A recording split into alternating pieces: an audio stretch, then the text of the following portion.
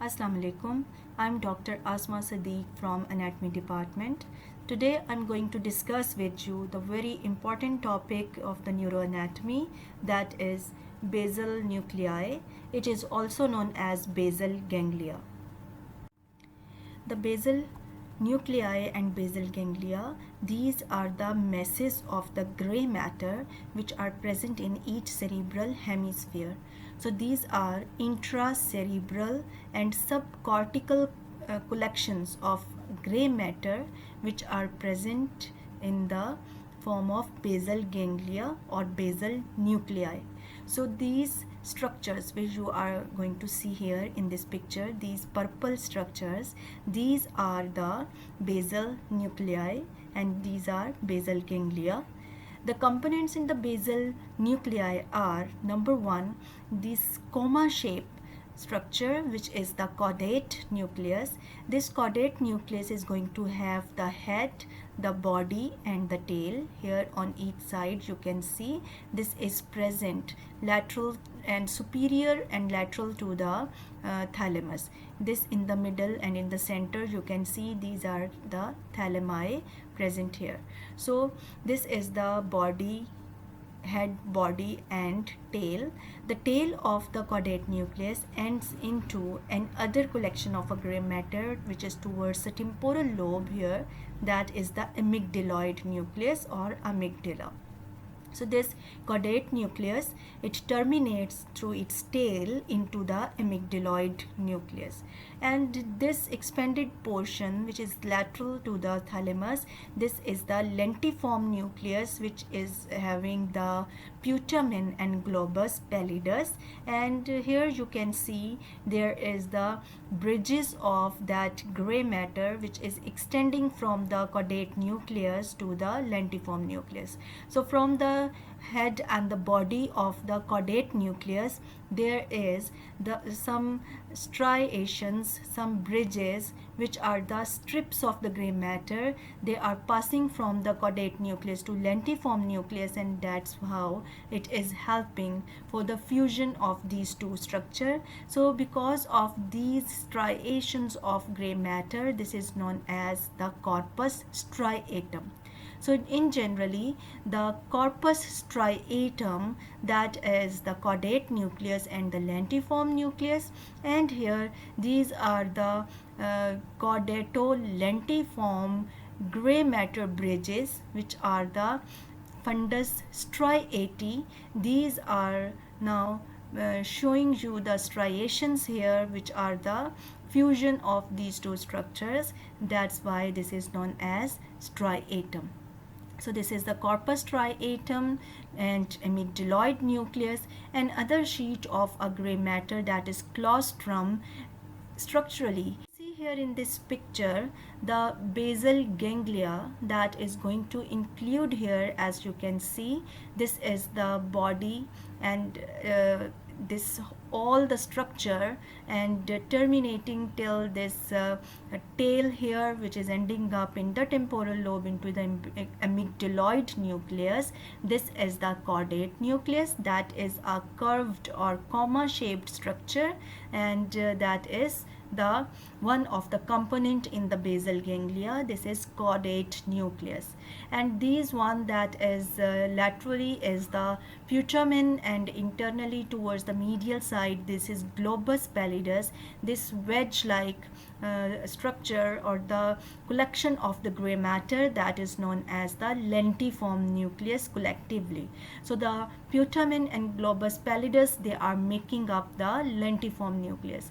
This lentiform nucleus is fused and connected to the caudate nucleus through these caudato-lentiform these gray matter bridges which are the striations, and here they are making the connections together. Then here inside internally this blue structure, that is the thalamus which is the medially towards the third ventricle you have seen, and these structures which are present just beneath and below the thalamus, these are the subthalamic nucleus. So along with the corpus striatum, the subthalamic nucleus, then this portion of the substantia nigra in the midbrain and as well as the red nucleus. Functionally, these three structures are also they are forming the component of the basal ganglia. So these are functionally interconnected with the corpus striatum. But actually you are going to have the corpus striatum, the amygdaloid nucleus and the claustrum. These are the structurally components present in a basal ganglia. So now, what are the components of the basal nuclei? One very important component in the basal nuclei is the corpus striatum, and you have seen that this corpus striatum is going to have three important nuclear components: caudate nucleus, putamen, and the globus pallidus. And in this, the putamen and globus pallidus is collectively known as lentiform nucleus. The next is the amygdaloid nucleus, and another thin sheet of the gray matter, that is the claustrum. These three together anatomically in the cerebral hemisphere, the collection of the gray matter, they are making the basal nuclei and its component. But along with them, it is also going to have some functionally related structure which are going to function in collaboration with the basal nuclei. These are the structure present in the midbrain, that are the substantia nigra and the red nucleus, and the subthalamic nuclei present in diencephalon. These are the structures which are also related functionally with the basal nuclei. So actually all these are making up the important. So the corpus striatum, simply again you have seen this is a caudate nucleus and the lentiform. And if you know, if you are going to talk about only the striatum, which is also known as the neostriatum, then this is the caudate nucleus and putamen, and the pallidum is only the globus pallidum. The lentiform nucleus is putamen and the globus pallidus. So these are different terminologies you must remember. And what is the function of the basal ganglia and this corpus striatum? Actually, this is going to control the voluntary and subconscious movement of the skeletal muscle, and the globus pallidus is main regulating component for the regulation of the muscle tone. So actually this is going to help in the control and maintenance of the voluntary movements, as well as this is helping in the maintenance of the muscle tone. So the basal nuclei, they assist in regulation of the voluntary movements as well as the motor skillful movements plus the muscle tone. So corpus striatum, again here it is simplified. The striatum is the caudate nucleus and putamen, and the pallidum is the globus pallidum. The lentiform nucleus is now putamen and these globus pallidus together making up the lentiform nucleus. So here in this picture, I want to show you some important relations of the basal ganglia. So I hope now you understand that the basal ganglia, actually these are the collections of gray matter which are present in intracerebral and subcortical regions in the cerebral hemisphere, and these are making up the important components in diencephalon. So these basal ganglia, here this is showing you that this whole structure, that is the corpus striatum. So to understand the important relation, the very important structure here which you can identify is this, the lateral ventricle. So the lateral ventricle present in each cerebral hemisphere is going to have the anterior horn, the posterior horn which you can see here, and then here this is the its inferior horn. So lateral ventricle is going to have the anterior, posterior and the inferior horns, and in the middle, in the center, it is interconnected to the third ventricle where the thalami are making up the lateral walls in the third ventricle. So this one, these are the thalamus which you can see, and in its concavity you can see here they are accommodating the corpus striatum. So first of all, you can see here that lateral to the thalamus is the lentiform nucleus, which you can appreciate here, which is the combination of putamen and globus pallidus. Lateral structure is the putamen and internally there is the globus pallidus. And now this whole is the caudate nucleus with its head, body and the tail. With tail of the caudate nucleus is going to end up into the amygdaloid nucleus, which you can see here. So the caudate nucleus, if you see, that is going to make up the important walls of the lateral ventricle. Here you can see the head and the body that is present along the floor of the anterior horn of the lateral ventricle. So the head and the body, it forms the floor of the anterior horn of lateral ventricle. Then you can see here, then they are making up a curved comma shaped structure, and the tail of the caudate nucleus, this is going to form here the roof of the inferior horn of the lateral ventricle. So here this is present in the floor in the anterior horn, and the tail is present in the roof of the inferior horn of the lateral ventricle. So here they are making very important relations with the lateral ventricle.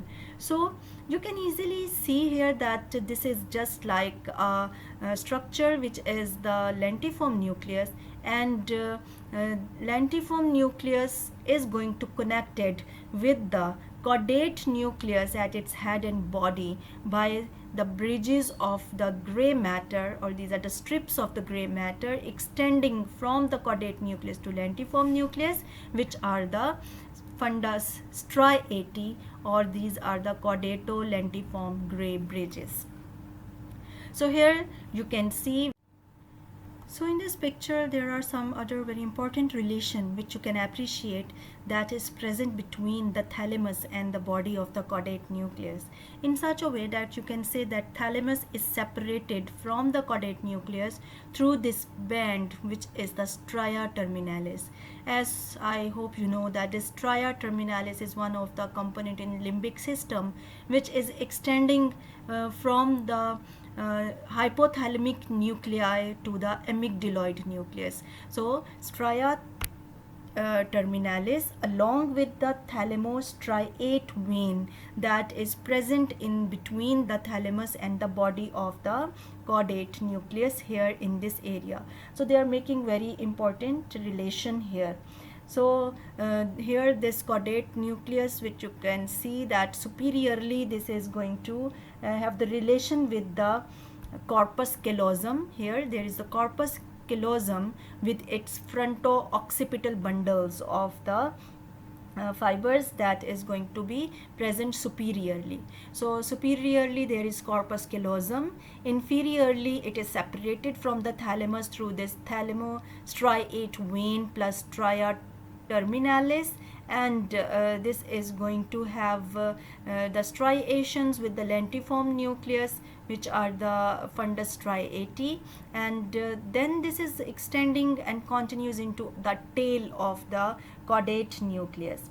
Then here the tail of the caudate nucleus, if you see, that is going extend towards the temporal lobe and ends in the amygdaloid nucleus here. So if you see the important relation of the tail of the caudate nucleus, one very important, you have seen that this is making up the roof of the inferior horn of lateral ventricle, and also here you can see that it is related medially. Here now this again this stria terminalis is present, so medially the tail of the caudate nucleus is related to the stria terminalis, and laterally there is the structure which is the tapetum, that is present lateral to this. And if you see what are the superior structures, then that will be, as I will show you, it has the relation with the internal capsule. So superiorly there will be the internal capsule, that is its sublentiform part, and that is making it superior relation. So you have seen the relations of the caudate nucleus with the lateral ventricle, as well as here you appreciated the relation of the caudate nucleus, its body and tail, with the stria terminalis. So these relations you must remember. Now I will show you the relations of in the next slide. So here these can be seen very easily in a cut section. When this is going to cut through this area, you can see the thalamus, they are going to be present here, so they are not going to be present in the cut section. In this cut section, which is just anterior to the thalamus, now what you can see here, there is this caudate nucleus, that is the head of the caudate nucleus, along with its relation with the lateral ventricle. So this is present here. So the caudate nucleus is going to be separated from the lentiform nucleus through the sheet of the internal capsule. So this is the anterior limb of the internal capsule. So this anterior limb of internal capsule is present between the caudate nucleus and the lentiform nucleus. So this anterior limb of the internal capsule is making up the lateral relation of the caudate nucleus, but they are present medial to the lentiform nucleus. Also the striations, the gray matter which is going to connect between the caudate nucleus and the lentiform nucleus is going to penetrate and pass between and pass through this anterior limb of the internal capsule. So here this is the internal capsule, and its tail, the tail of the caudate nucleus, that has in its superior relation the sublentiform part of the internal capsule. So here if you see the lentiform nucleus which is present here, the medial relations of the lentiform nucleus are the internal capsule and the thalamus, and in its upper portion where there is this head of the caudate nucleus as well. Then laterally, the lentiform nucleus is going to have the relation with the external capsule. Here is the external capsule, and in between the external capsule there is this thin sheet of gray matter. Its function is unknown, but also they are considered to be the part of basal ganglia, that is the claustrum. And then this one portion which is bending into the cortex here, that area is the insula. This is the insular cortex. So if you see the lateral relations of lentiform nucleus, there is the external capsule, there is claustrum, and there is the cortex of insula of the cerebrum. So this is the insular cortex which is going to be present here in the lateral most relations of the lentiform nucleus. So these are some important relations, and here you can see this is the amygdaloid nucleus which is here in the cut section. So these are some important relations of the corpus striatum. So you must remember the lateral and medial relations of the lentiform nucleus. You must remember the relations of caudate nucleus with the lateral ventricle as well as with the stria terminalis. So these relations with its body and tail, they must be very important and you must remember them. So actually this basal nuclei, these are going to have either the input nuclei or the output nuclei. The input nuclei means which are going to receive mostly the afferent connections. So the afferent connections, these are basically going to enter into the striatum, which is the caudate and putamen nucleus, and here the afferent connections or the inputs they are going to pass. So we label them, these are mostly the input nuclei. So these input nuclei, these are going to receive the input from the cerebral cortex, from the intralaminar nuclei of the thalamus and substantia nigra. So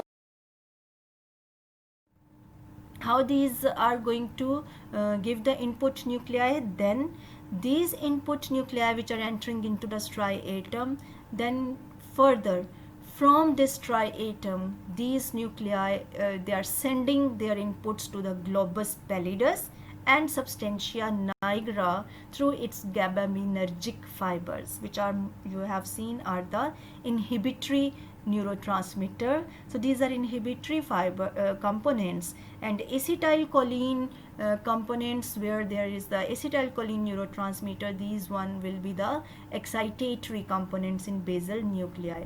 So these are going to receive the sensory inputs from the motor and sensory cortex, which are projecting into the putamen, and the association areas from all the lobes of the cerebrum, they project into the caudate nucleus. So you must remember that the caudate nucleus and the putamen, which are the striatum, these are basically input nuclei. These are getting the inputs, these are getting the efferent connections, and also these are projecting these inputs to globus pallidus and substantia nigra as well, internally to their interconnecting basal nuclei. So these are actually the input nuclei. The only output nuclei, that one which is sending the efferent components, which are sending the informations to other areas, is the globus pallidus. So the striatum, putamen and caudate are only receiving input nuclei, but the globus pallidus are sending, and these are the output nuclei along with the substantia nigra, and the part of the globus pallidus beyond and towards the substantia nigra, that is known as ventral pallidum. These are actually components of output nuclei. So they are sending the components and their connections to the thalamus, and mostly these are the inhibitory components. So here in this picture, that is going to elaborate all of the connections of basal ganglia, and here in the right side, this yellow one area are showing you the afferent fibers. These are the afferent components, and the one which is here on the, these one which are on the blue areas on the left side, these are actually the efferent fibers, and these are efferent components. So these two areas, these are going to show you the different connections of basal ganglia. So the most important afferent fibers which are going as an input components towards the caudate nucleus and to the putamen, these are from the cerebral cortex, as I have told you, from the motor and sensory cortex. These are making corticostriate connections. These are corticostriate fibers, and here neurotransmitter is glutamate at their axonal nerve endings. Then there is from the thalamus, this is from the intralaminar nuclei of the thalamus, making up the thalamostriate. These are making up these thalamostriate fibers, which are going towards the caudate nucleus. So these are also showing you the connections of the caudate nucleus. So if there is only the question on the connections of caudate nucleus, so you also going to discuss about these afferent connections. Then there is the fibers which are from the substantia nigra. Here this area in the midbrain is the substantia nigra, and this gray one is showing you the subthalamic nuclei.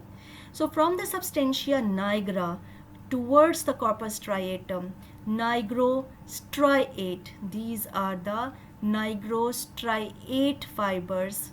These are going to enter into the caudate nucleus and putamen, and here the neurotransmitter is dopamine, which is the inhibitory. So dopaminergic fibers are from the substantia nigra towards the caudate nucleus and to the putamen as nigrostriate fibers. Then there are other fibers which are from the brain stem. These are as a a form of ascending fibers from the brain stem. These are going to end into the caudate nucleus, as you can appreciate here. Then follow this pathway. This is the brainstem striatal fibers, and here again the transmitter is acting as inhibitory neurotransmitter. So there is the serotonin here in the brainstem striatal fibers. So these are the afferent fibers from the other areas, from the cerebral cortex, the corticostriate, from thalamus, thalamostriate, from substantia nigra, nigrostriate, and brainstem striatal fibers, which are ascending tracts and descending fibers towards the caudate nucleus. Now this is sending their afferent connections to the pallidus, globus pallidus. So that one are striatopallidal, which is from the caudate nucleus and putamen to the globus pallidus, and again there is subthalamus, which is the component of basal ganglia. From here to the globus pallidus are the subthalamopallidal fibers. So these are the afferent fibers from caudate nucleus and putamen. So you must remember all these are the afferent connections. Now what are the efferent connection? If you talk about the caudate nucleus, so these are the efferent connections, which are the striatopallidal, having GABAergic fibers, and the connections of the caudate nucleus descending down to the substantia nigra. These are the striatonigral fibers. So these striatonigral fibers are having acetylcholine as well as GABA, but the nigrostriate, they are having dopamine. So these are very important, you must remember. So these two connections are the only one which are the connections from the caudate nucleus. These are efferent connection from the caudate, the striatonigral and striatopallidal. So now the others connections of the globus pallidus, because this is the only one which is mainly the output component here, that is the globus pallidus sending output efferent connections to other areas. So these are sending towards the thalamus. So these are the thalamic fasciculi in the form of ansa lenticularis and fasciculus lenticularis. So the ansa lenticularis and fasciculus lenticularis, they pass towards the thalamus and subthalamus. Ansa lenticularis are the fibers from the globus pallidus to the thalamic nuclei, and fasciculus lenticularis are from the globus pallidus to the subthalamus. So these are the thalamic fasciculi. Then is the pallidosubthalamic and pallidotegmental, which is towards the tegmentum of the midbrain. So these fibers are the efferent one, and collectively we label these efferent fibers the pallidofugal fibers. From the globus pallidus to the different areas, these are sending its fibers. So this is pallidofugal fibers, known as the efferent connections in the basal slide, where you can see it in a table form. So before that, this is some important description about ansa lenticularis, and the other, that is the fasciculus. These are the fasciculus lenticularis, which is towards the passing across the internal capsule towards the subthalamic nucleus.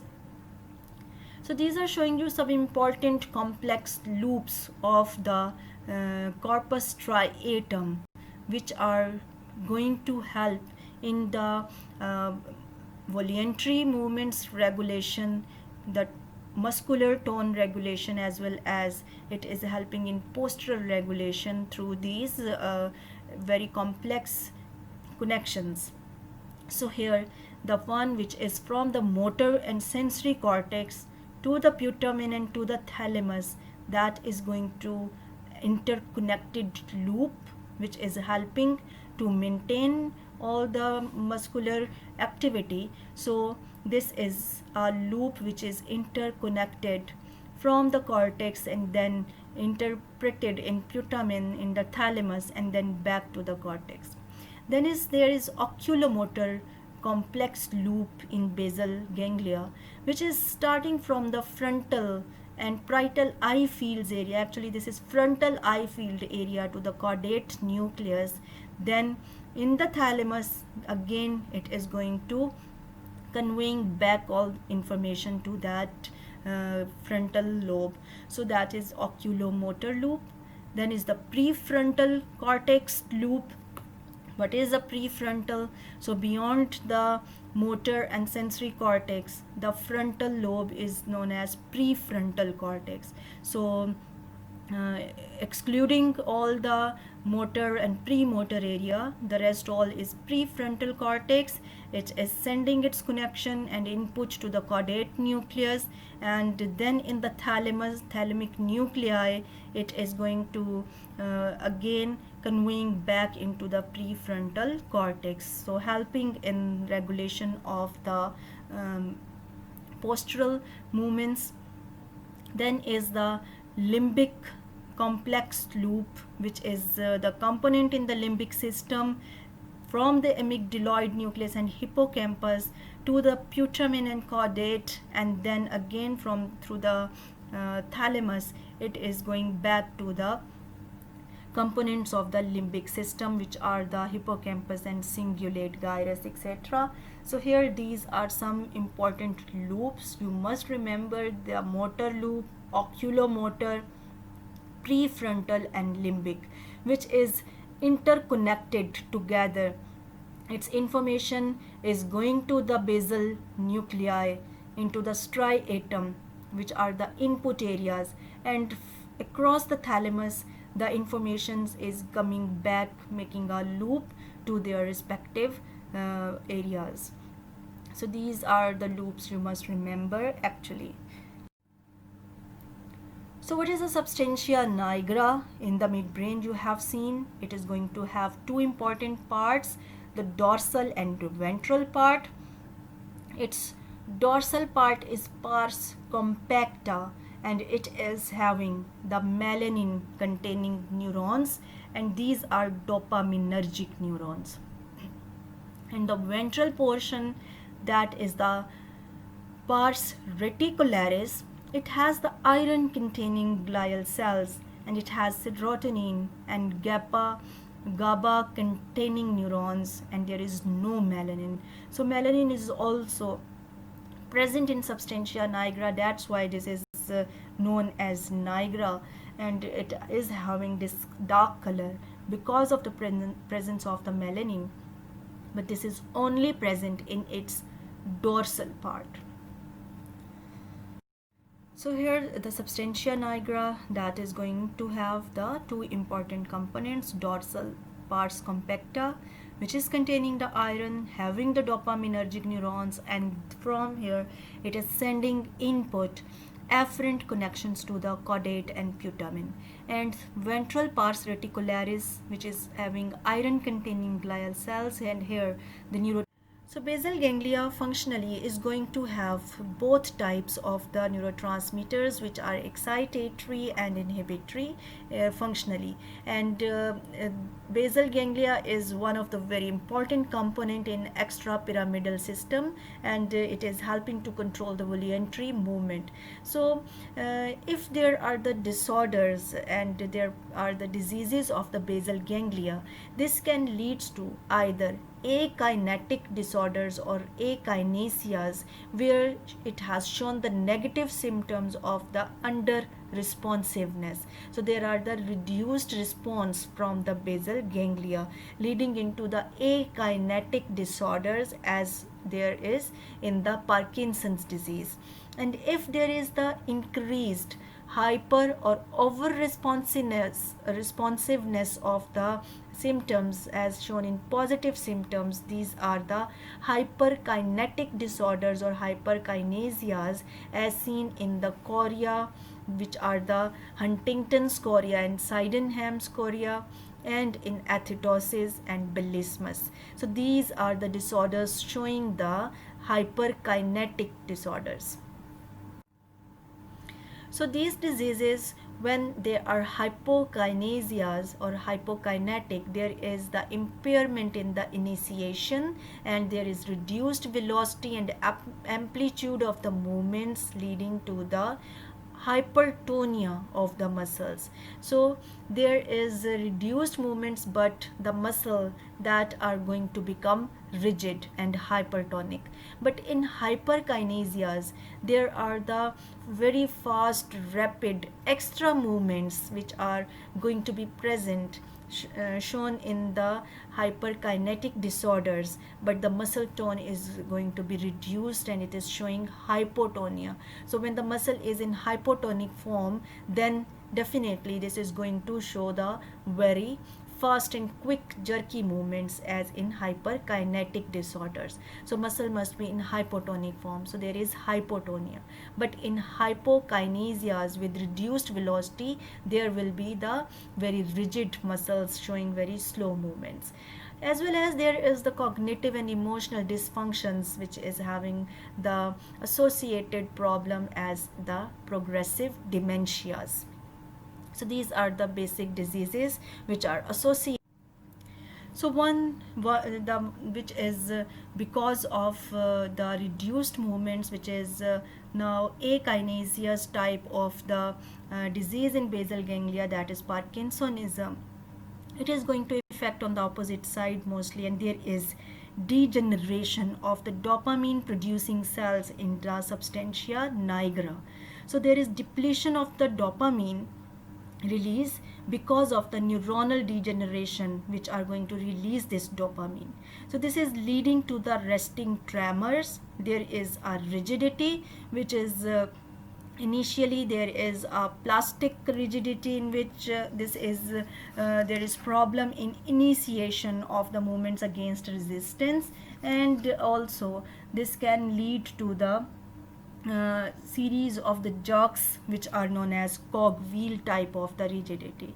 There is the bradykinesias, which are the slow movements, and along with that slow movements in Parkinsonism, there are postural disturbances as well, which are having, there is a stoop in a posture. As you can see here, there is a stoop in the posture, and the arms and the hands are mostly in a flexed form, as you can see, and patient is going to have a slow gait.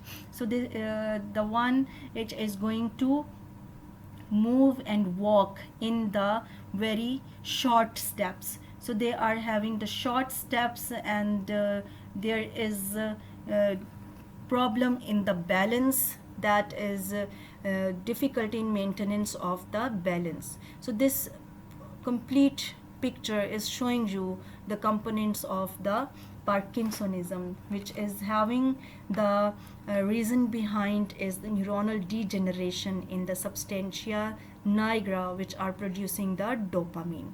So these all are the features in the Parkinson's disease. The another one is the Huntington's disease. So these are associated with the chorea. So that chorea which exhibits involuntary, quick, irregular movements. These are present in this congenital disorder, which is the hereditary disease.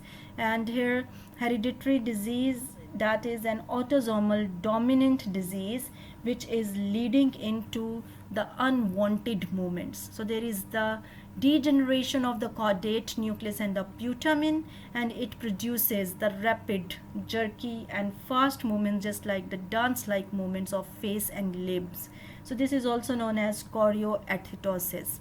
So this is the Huntington's disease, which is having this choreoform and rapid and quick movements, which are involuntary, and also there is the loss of memory later on with progressive dementia.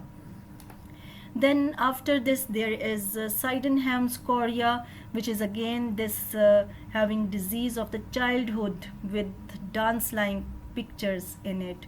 So Huntington's disease, the chorioiditis, and the Sydenham's chorea, all these are the rapid, unwanted, quick movements which is showing dance-like movements of face and limbs. These are the diseases of basal ganglia, and these are hyperkinesiasis type of the disease in the hyperkinetic disorders in basal ganglia. So the other one is the hemiballismus or hemiballism. That is the movement of one arm or one leg. It is affecting on only one side of the body, and this is because of the cause due to the damage of subthalamic nuclei, either because of the stroke or due to the cerebrovascular accident. So the subthalamic nuclei, there is also leading into the problem in initiation of the smooth and integrated movement of the body. So there are the involuntary movements which is affecting only one side of one arm or the leg. This is hemiballismus. So these are the Sydenham chorea, Huntington's disease, and hemiballismus. These are the one which are hyperkinetic disorders, or these are hyperkinesiasis of the basal ganglia. And the hypokinetic disease was that Parkinson's disease. So here this is the slide which is showing you the overview of the basal ganglia with its important relations. Basal ganglia anatomy. This is a model of the ventricles. In this view, you can identify the lateral ventricle with its anterior horn, inferior horn, and posterior horn. In the middle, you can see the third ventricle. It is connected to the fourth ventricle by the cerebral aqueduct. This ventricle model will be a point of reference for the conceptual overview of basal ganglia anatomy. Another point of reference is the thalamus. It is located on either side of the third ventricle.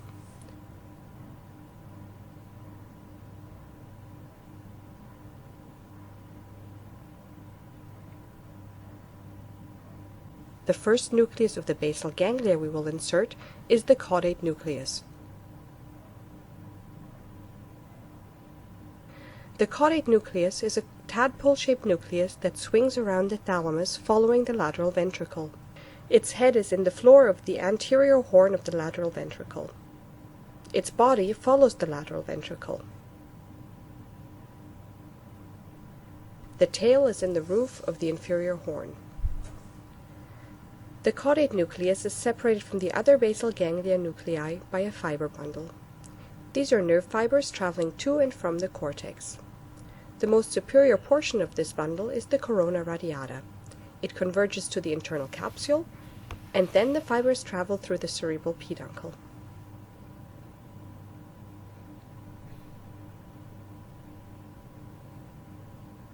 The globus pallidus is located lateral to the internal capsule.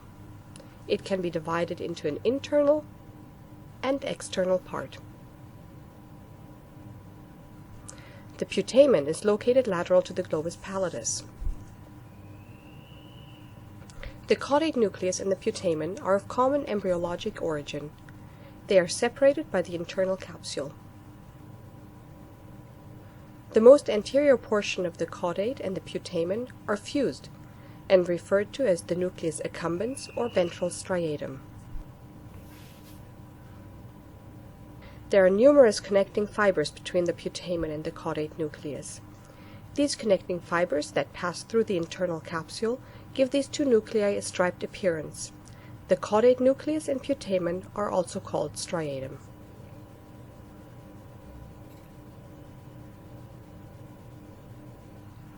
We will now look down onto the basal ganglia from a superior view. A fly-through of this model will help in understanding horizontal sections through the brain and MRI scans.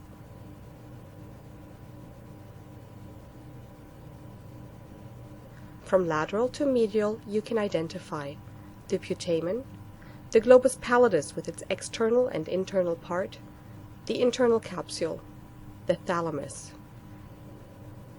the head of the caudate, and the tail of the caudate.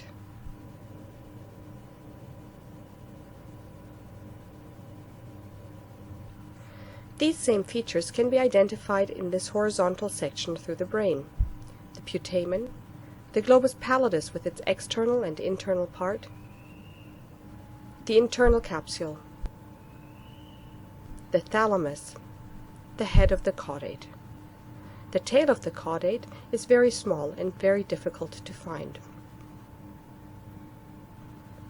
You can also see these nuclei very clearly on this MRI scan: the putamen, the globus pallidus with its internal and external part, the internal capsule, the thalamus, and the head of the caudate. We will now look at the model from a posterior view. A fly-through of this model will help in understanding coronal sections through the brain and MRI scans. From lateral to medial, you can identify the putamen, the globus pallidus with its external and internal parts, the internal capsule, the thalamus, and the head of the caudate. These same features can be identified in this coronal section through the brain: the putamen, the globus pallidus with its external and internal parts, the internal capsule, the thalamus, and the head of the caudate.